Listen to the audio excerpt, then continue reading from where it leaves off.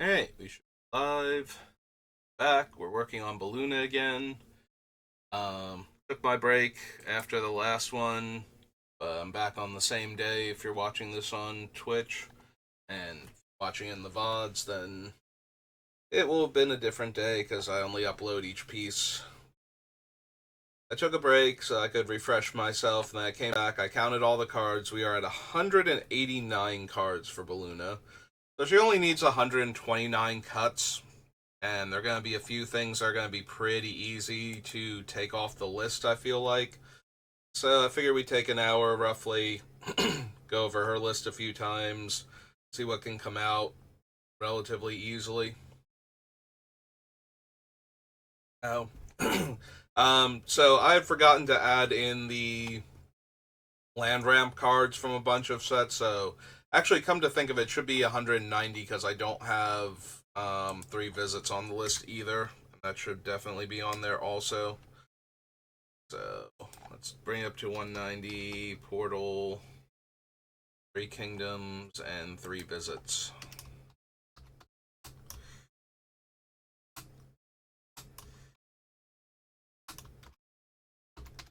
There we go. And we'll figure out which ones we're actually running. So I went in and I added Nature's Lore, Sakura Tribe Elder. I believe I remembered to add Farseek when we got to it though, so that should still be on there. See what cards we probably don't need at this point. Equilibrium can stay for now. We probably don't need Sky Shroud Claim or Explosive Vegetation because we have the two other variants on them that we can do instead. The two different kicker ones. The one from Planar Chaos, I believe, that makes the lands into 3/3s if you kick it, and the one from Zendikar Rising that lets you put 2/1/1 counters on your creatures if you kick it. So, we probably don't need Seda Sanctuary. It's more cool that I had a deck that could run one of these things and might actually care than that we were actually going to. Yeah, I can cut Explosive Vegetation. It is weird, though, that we have Sky Shroud Claim and Explosive Vegetation, and Sky Shroud gets forests and can get the dual lands and tri-land and whatnot, and Vegetation gets two basics of any type. And the two kicker cards that also cost the exact same colors, one of them gets two forests and one of them gets two basics. And I find that kind of amusing that each one of them has a better version where it's just the same and you have the option to do more if you want to.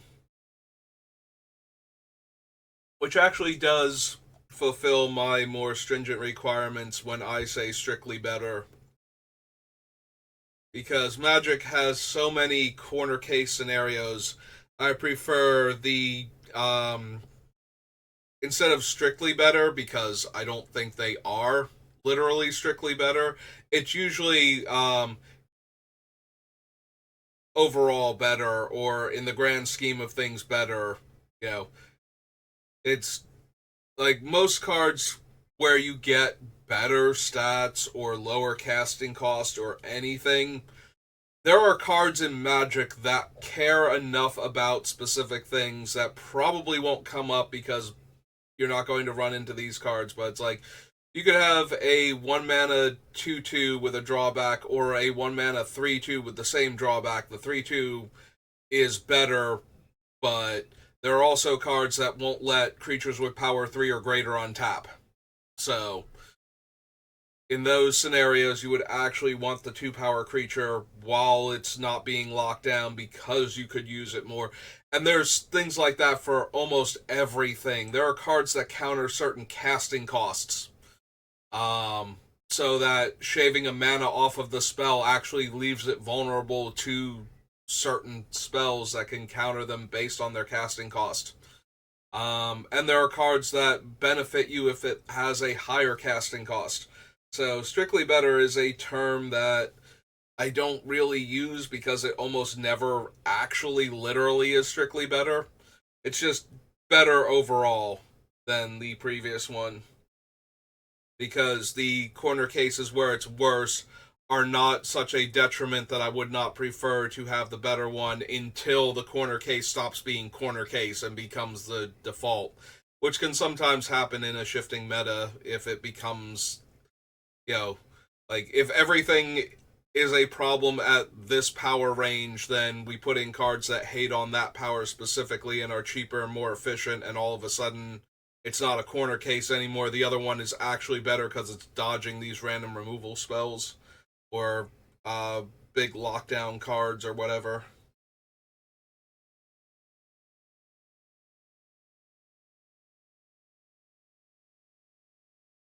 Anyway, I do find it amusing though that there are actually two strictly better cards for these two cards, like one for each of them, exactly their wording, but with additional upside that is optional.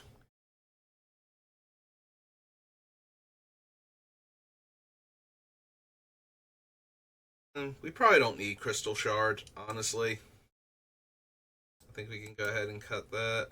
And we probably don't need the duplicate either.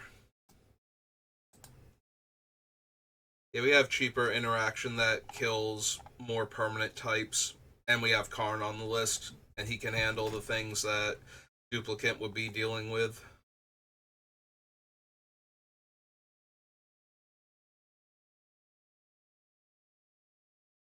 Leaving Cloudstone for right now because it can do other stuff that we want, but it might wind up coming out. Yeah, there's Hunting Wilds, which is the Forest one, so Hunting Wilds versus Sky Shroud Claim, and then the other one's Zendikar Rising. Goes up against Explosive Vegetation.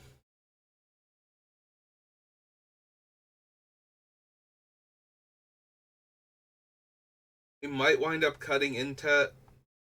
She does have to stay in play, and she does require me to spend extra mana, so even if I had her come down with haste, we might not get the card right away. And then she has to stay in play for us to cast the card too, so that can be awkward. Paleoloth will have to see how many 5 power creatures we're still running. If it's enough, then I want to keep him, but if it's not, I can very easily cut him.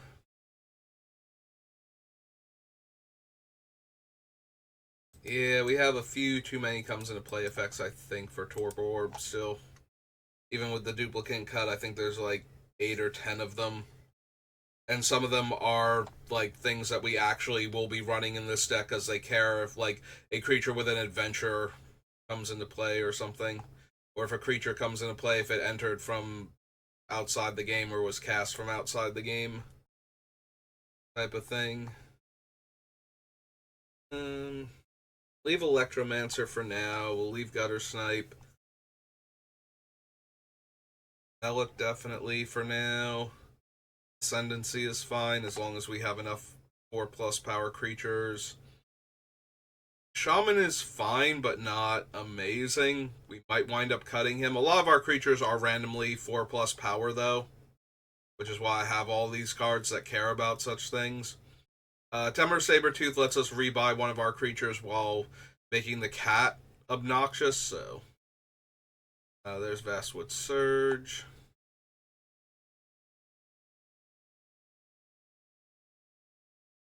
Wait, Vastwood's not from battle. Let's say it's from Zendikar Rising.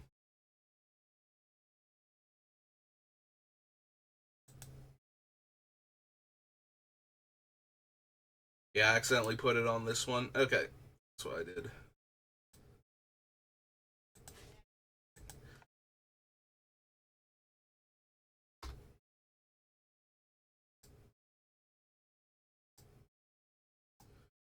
Take that off. Pop back up to battle. Okay, all better. Very end because we can definitely cast 2 spells. We probably don't need Trail of Evidence. It doesn't do anything except give us clues, and then we have to pay the mana to trade them in, so I think we have enough other cards that reward us for casting the spells. Docent is kind of underwhelming if he dies, and he's very vulnerable in this deck. Like, we have almost no ways to protect him, so. A lot of the other ones that are making random creatures just make random creatures, like Metallurgic Summons or Murmuring Mystic, and then we're fine with those creatures afterwards. This one makes 1/1s with no abilities, but he's also a 5-drop instead of the 2-drop that Iconoclast is. And once he makes 3 of them, he can flip to buff them as long as he stays in play. So we're asking an awful lot out of Docent. And while he might think he's perfect, I'm not so sure.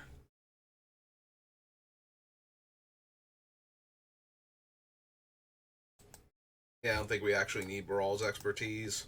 I was amused by the idea of casting the adventure or the creature off of it, depending.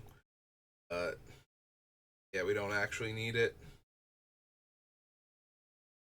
As Foretold can stay for right now, we'll have to see. Same thing with Tadiova.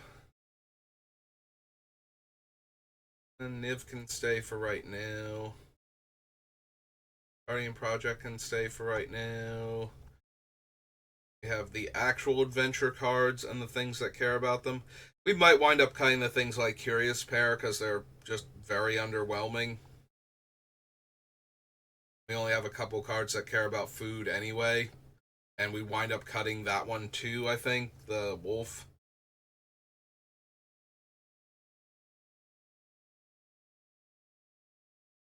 Yeah, if we had black and had like Gumdrop Poisoner, I would care a lot more about um, the Curious Pair and the Bakery Raid Wolf, whatever his actual name is.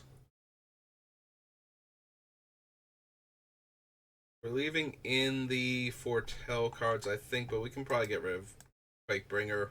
It does work with our commander, but that's it. Actually need it. Urgi can stay for now.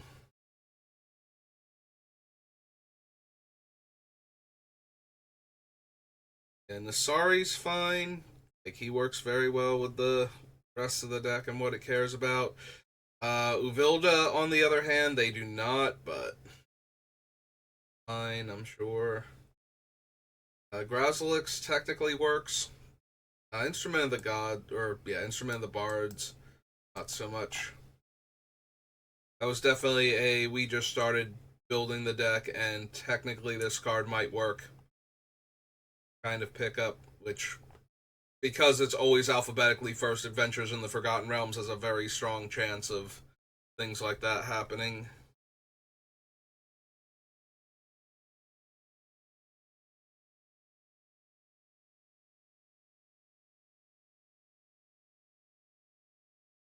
Yeah, we probably also don't need Conduit. 12 cuts. The Restoration. We don't need the Flamesmith. 1 damage is not quite cutting it here. Fire Inscription, on the other hand, can stay.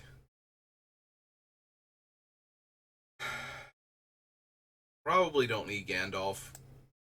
All of his abilities are nice. Obviously, if we could just choose which one of them each time and just keep repeating the same thing, the 3 damage alone would get him on here, or the copy.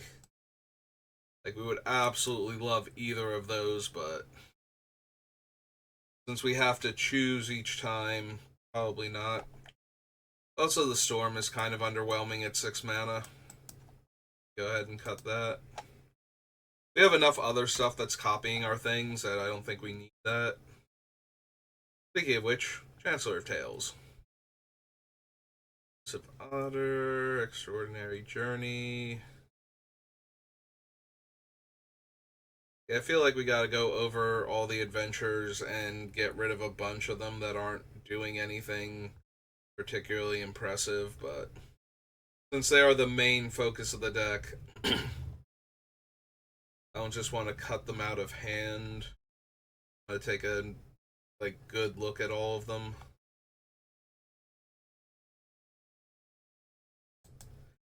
Yeah, we probably don't need Primeval Bounty. I think I even said that when I was putting it on the list. It's like, yeah, I can do all of these things every turn with the way my deck is set up. Leave the master on for now, but I might wind up cutting it.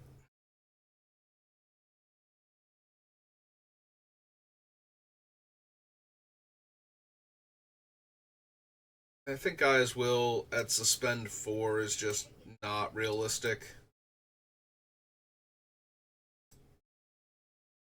17. Ragavan technically works. We'll leave him on the list for right now, but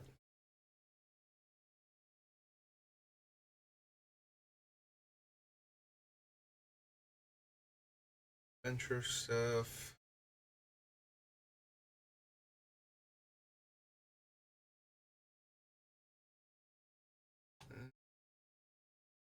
Being Riku for right now.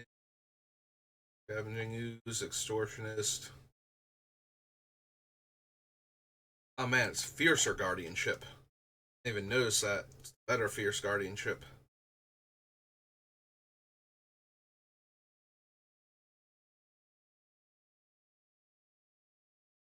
Yeah, we can leave those two on for now. I don't know that I actually need to give my spells Cascade. But it does work with the deck right now. We do have a few reactionary spells, though, that I don't want to Cascade into, so we might wind up cutting it just for that.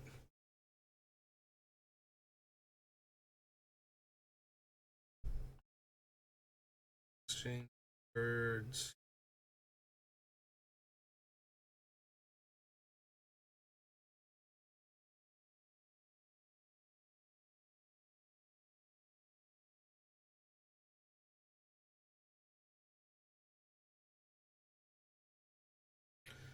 Yeah, again, I don't think I need to investigate. So we can probably cut Max here. I'm debating on Edgin because we have. Like, I don't need to goad, but he lets me foretell all of my cards if I want to. So I can just foretell a whole bunch of stuff in one turn and then get the triggers for casting things from outside the game or from places other than my hand on subsequent turns. It's not like we need him to be in play in order for that to work. We just need him to be in play when I start foretelling things. We copied him, though. How many cards do I have on my list? Alright, so we had 18 before him. We come up here. 18, so 72. Roll.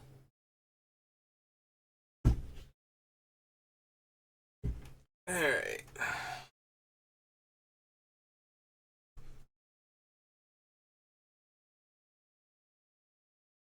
Well, those were a lot of the easiest cards to get off of the list. Now we need to, ooh, excuse me, evaluate the remaining cards. Um, yeah, Genesis is probably too slow and clunky. I have to do it on my upkeep before I know what I'm drawing. We have other ways to get cards back in our hand, so.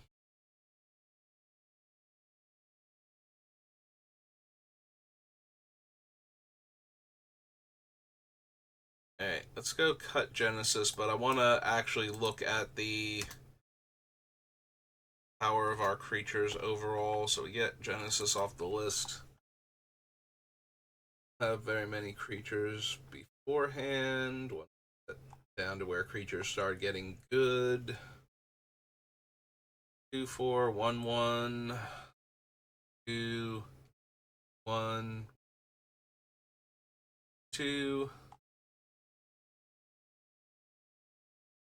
Intet has 6 or more power. Woodfall Primus. Eloloth himself doesn't count. He'll already be in play and use other creatures.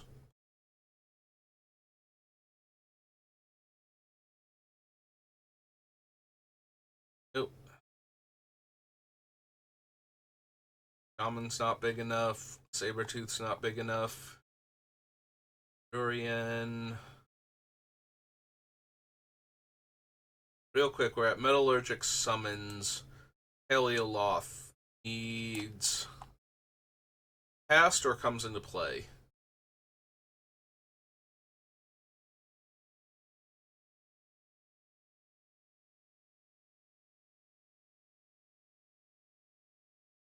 Comes into play. Okay.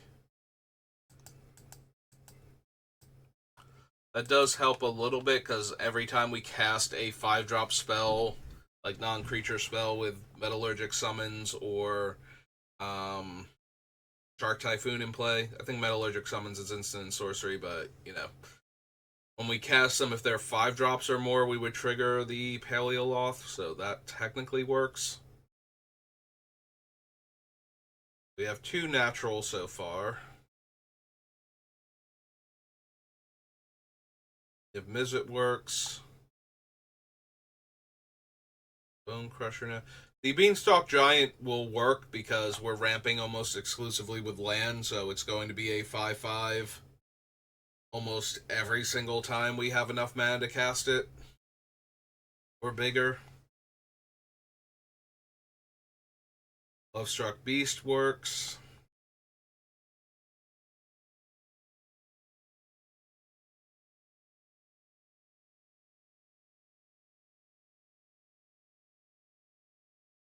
Warrenclex works. We're up to 5 now. Sorry does not work, nor does Builda for that matter.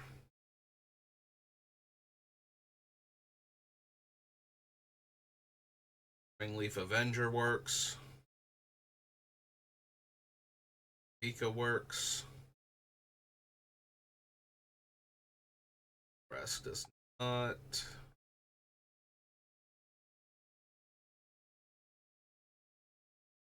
Stockworm.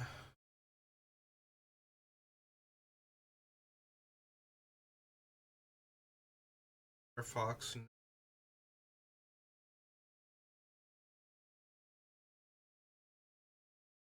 Save. Lock Whale works. We're up to 10.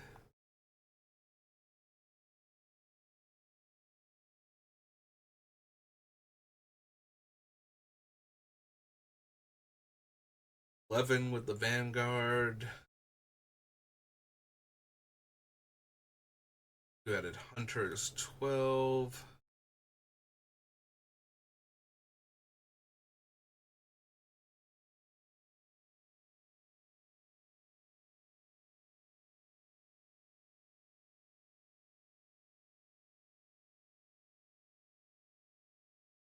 Worm is 13.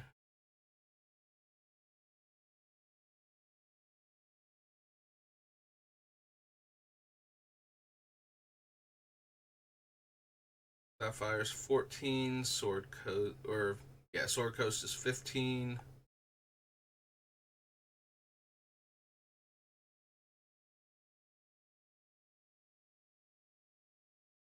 Is 16. 17.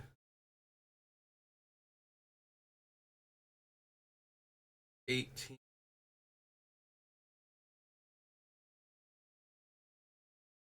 Alright, so technically right now a third of our cards trigger it.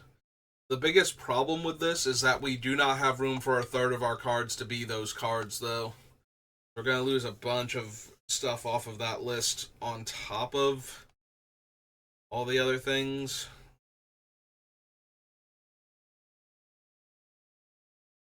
So yeah, we have enough right now, but we can't keep all of those on the list. We literally do not have room for all of them. So, in fact, now just seeing how many cards I have that I'm going to need to cut, like, for some reason, knowing that I have to cut 120 cards up here is not registering as hard, or 111 cards up here is not registering as hard as counting all of those and realizing not all of these are going to make it. In fact, most of them can't.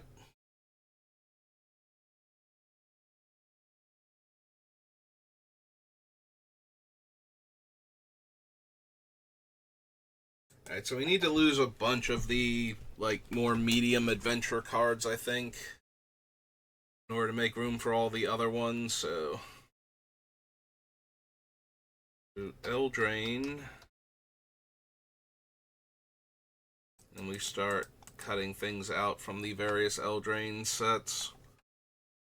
Alright, so Curious Pair is like one of the worst ones on our list, if not the worst one. That's gotta go. Fieldbreaker's fine. Hypnotic Sprite is medium. Lovestruck Beast is fine. Probably don't have enough room for Merchant.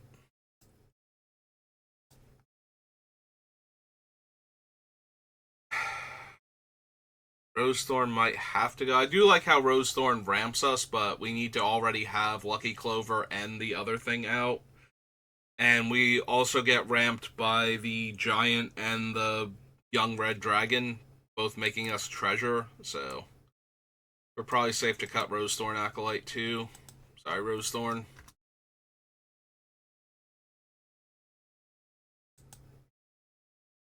Wilds of Eldraine.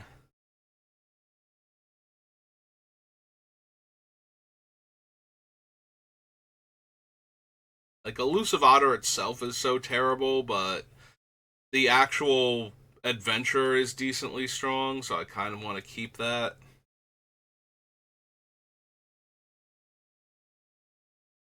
Yeah, we probably don't need, like, the Ferocious Werefox. Seems underwhelming at best. It's close with Frolicking Familiar. It's like Blow Off Steam does work with the red Virtue, and we do cast enough non-creature spells that like most of them are going to be instants and sorcery, so Frolicking Familiar gets like more chances to get pumped than normal. We probably can cut Hearth Elemental. Like, Stoke Genius is just not working in this deck, and a 4/5 that can be cheaper isn't exactly where I want to be. Get rid of the Scavenger. Get rid of Truffle Snout. Probably get rid of Minecart Daredevil too. Like, all of these are just very underwhelming on the front and the back. Questing Druid is fine. We probably still cut Ratcatcher Trainee. The 2/1/1s that can't block aren't going to do much for us. We're not getting any extra value out of them. And a 2/1 that's first strike on my turn is kind of a shrug at that point.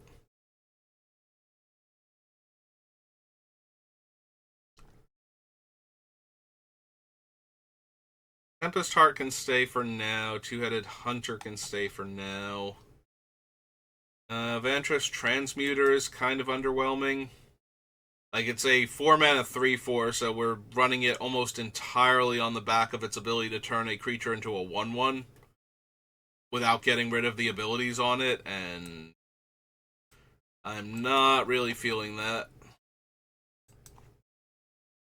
It does help that we can probably kill the 1/1 after that with a bunch of our different effects, but I'm not running all of them, so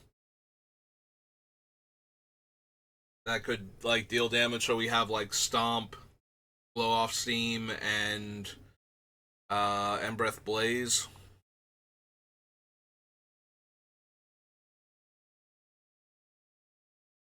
Alright, now we need to go to Baldur's Gate. Get rid of some more of them.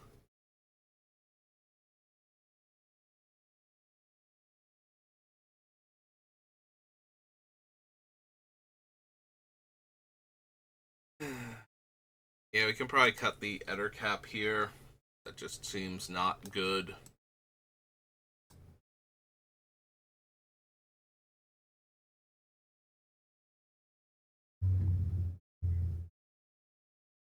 Yeah, Moonshy Pixie is not particularly good either. Get rid of that one.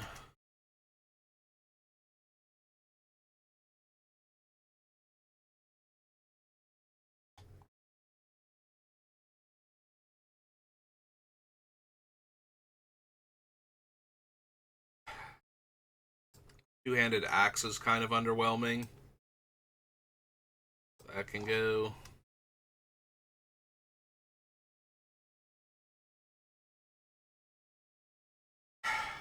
Blue Dragon is in here primarily to copy its adventure.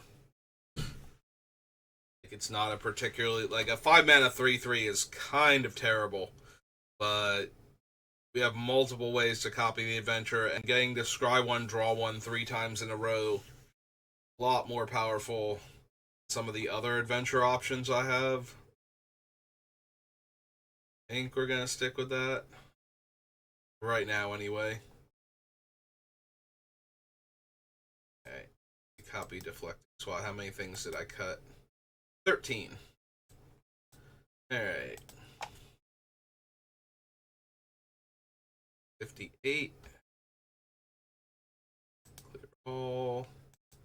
Save. Half an hour in.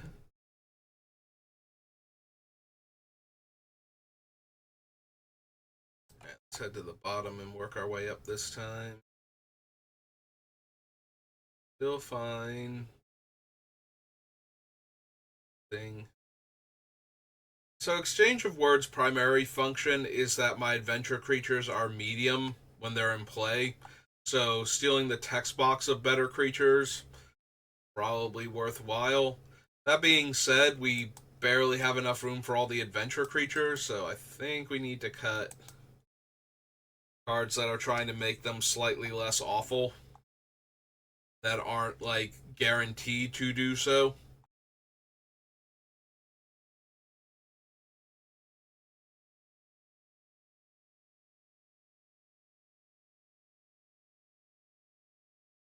Probably don't need the actual wild magic sorcerer because the cascade is bad with our like reactionary spells that I'm going to be running. I don't want to cascade into counterspell or heroic intervention or something.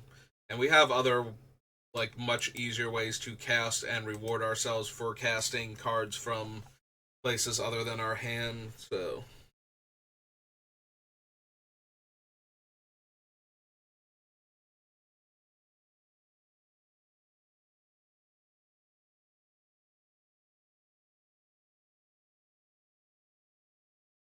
I'm debating Ayesi, however you pronounce its name, a sea serpent that lets me draw for landfall. Gives me an extra land turn. Like, it's not terrible, but I think we can do slightly better than that for our extra card draw. Like, Tadiova comes down at least a turn sooner. I can be drawing more cards like then. Whereas with the ASC, I need to draw the lands in order to keep hitting land drops in order to draw more cards off of it. So it's.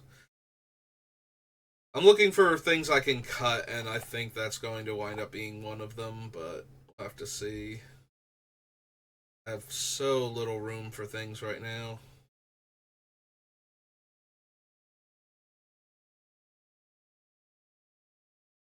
So do I run Force of Vigor or do I run like I think if I keep the Force of Vigor I have to cut into the core or Vandal Blast at the very least, possibly both of them.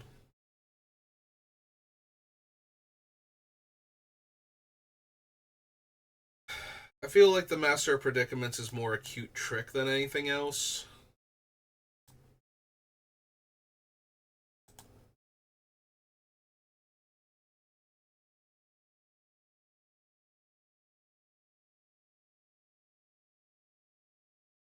I have to figure out what Imperial Recruiter is actually recruiting. If I want all of his stuff. Right now we have a bunch of them, but we had a bunch of 5-power creatures too. Still not sold on Paleoloth making it all the way through.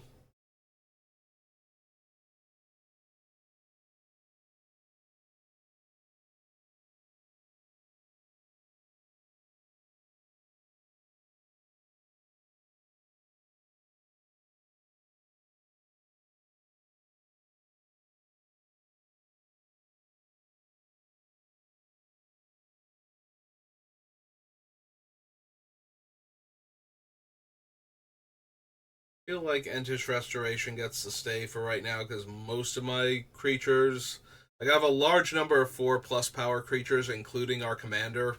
So I feel pretty confident we can have a 4 power creature in play when we cast that, but not. Also, it depends how much ramp I actually need because we have so little room to cram things into here right now.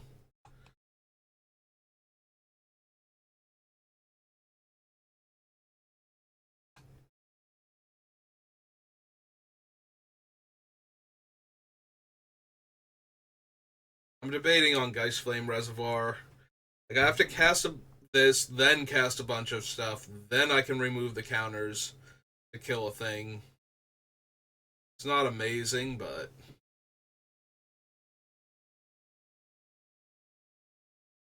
I want to keep Bergie just in case. We don't actually storm, but there are going to be times where we kind of storm, especially with that one Orbrask, where we get to cast all of our stuff again.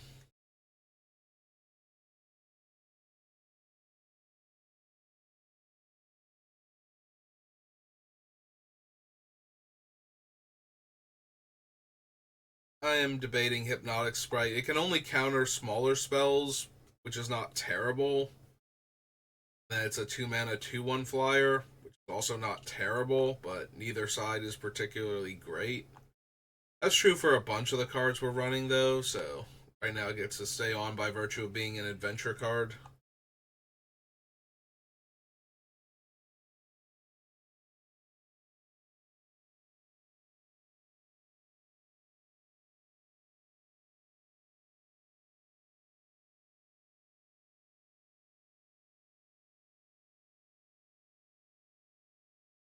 Yeah, the Shaman the Great Hun is probably not good enough.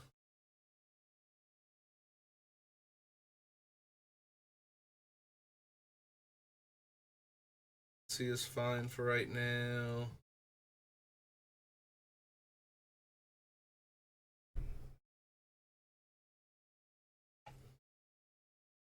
I know that we need Epic Experiment. It does work with the deck. We are allowed to cast instants and sorceries with CMC X or less from among them, so we would be able to cast any of our adventures that are cheap enough. Yeah, this one works where Cascade wouldn't, where if X is not high enough for the creature, it doesn't matter. I can cast instants and sorceries with CMC X or less, so the card's getting exiled regardless. If we have a cheap adventure, we can cast it, so.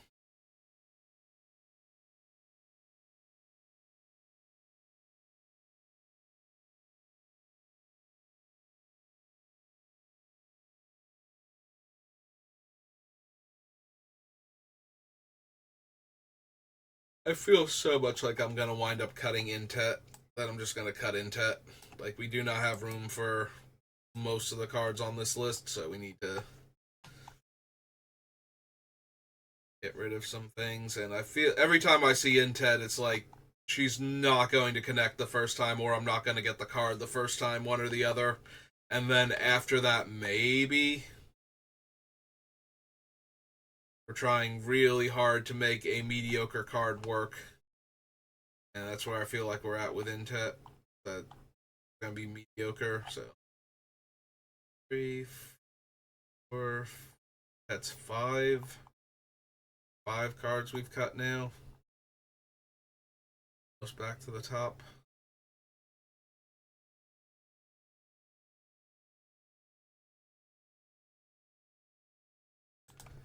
Alright, 153. We're doing alright. Get to keep almost half the card, or a little over half the cards on the list, just barely. 153, right? Oh no, wait, hang on.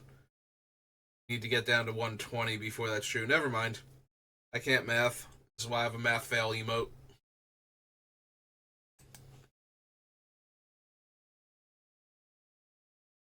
I was thinking 160, and like that's where the number came from, and that is not how that works. Not where our math is at. 40 minutes. Okay. Do a couple more passes, but I'm already starting to slow down. I did have some ideas for things I wanted to cut, so I figured while it was still fresh in my mind, we could start doing the cuts. Um, does this deck actually need Seaborn Muse? A lot of our adventures are sorceries, so we don't get to actually do as much with our mana, but we can. Also, the fact that we don't have any ways to flash in the creatures afterwards might be a bit of a downer for her, since it cuts into what we can do with the extra mana that she's giving us.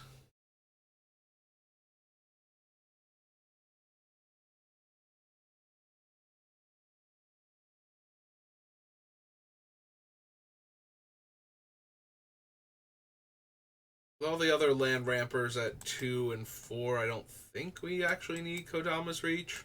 I didn't even bother putting Cultivate on the list, so I think we're good to cut both of them. Well, cut this one and not bother with the other one, more accurately. Cloudstone Curio might get cut, but right now is one of the best ways to reuse the adventure creatures, so. And for that matter, the adventure enchantments, although we cast very few enchantments naturally to begin with.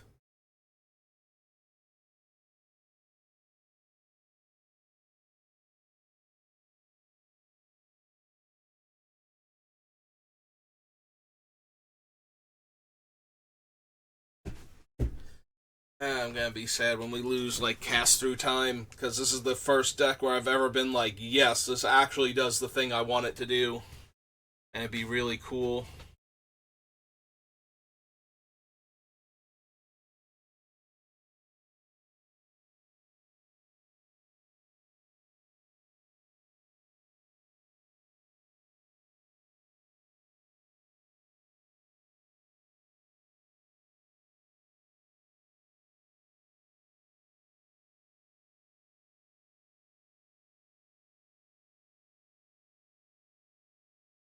Scry one, and when I cast a creature, I can draw a card. Most of our creatures let me draw off of Edgewall Innkeeper, and their adventure sides let me draw off the Storyteller. So maybe we don't need Bestiary. Also, we probably don't need As Foretold. I do have a lot of instants and sorceries in the deck, and there is a chance getting a free spell every turn would be relevant, but I think I am asking too much of that card also, based on what it's likely to do in a game. Which is not come down turn 3, not have a ton of counters on it when I need it to, and not live when it gets to a ton of counters. I somehow managed to cobble all of that together, so I think we're safe to cut it.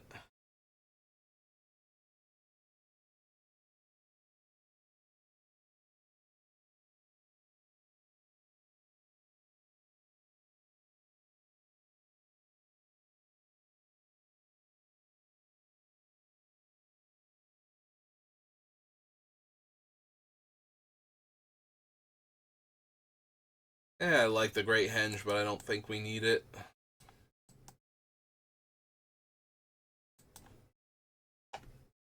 Like, it's fine in this deck, but we do make a ton of token creatures, so those won't trigger it, and it's still going to be like 5 mana a lot of the time, looks like.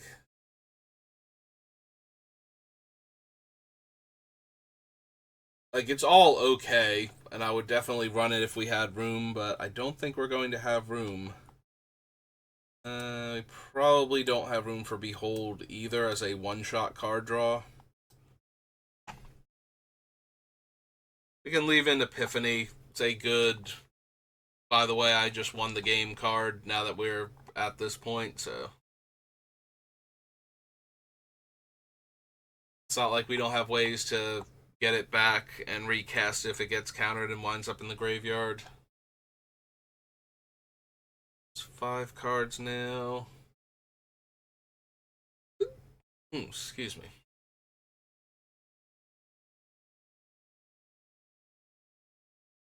Yeah, Baral and Karizev are only okay. I actually need them.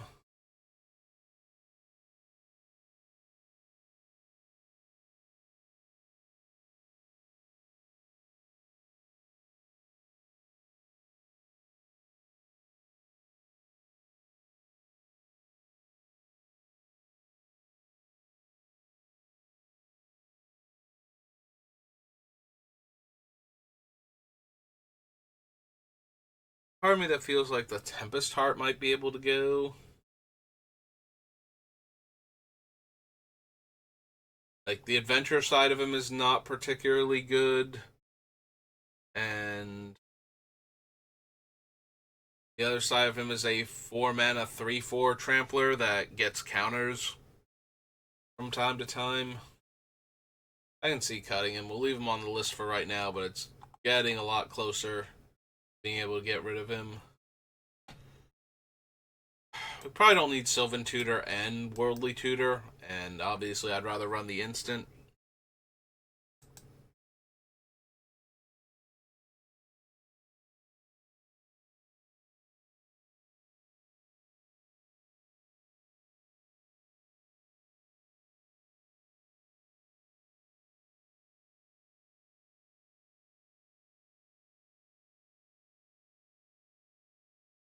Now, so far, these are staying.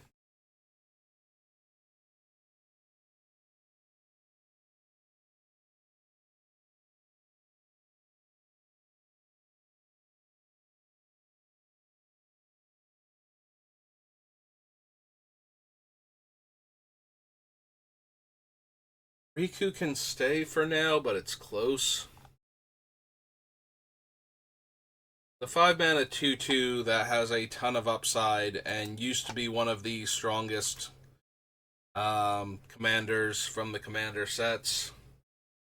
A lot of people still remember him as being problematic and will probably just kill him on sight. And then there are the people that are looking at him going, you cast a ton of spells, I should kill that anyway. So between the two, he might not live long enough to actually do anything cool. Just explode immediately. Right, how many do we have now if I copy this? That's 7. Alright. 6. This one's a little short, but I also feel like I'm losing steam now for cutting cards, so we're almost down to where we only have to cut every other card. But yeah, I think I'm going to call it there just for my own sake and for not making this drag out another like 5-10 minutes where I don't actually cut anything. So thank you for watching, and I will see you next time. Have a good rest of your day.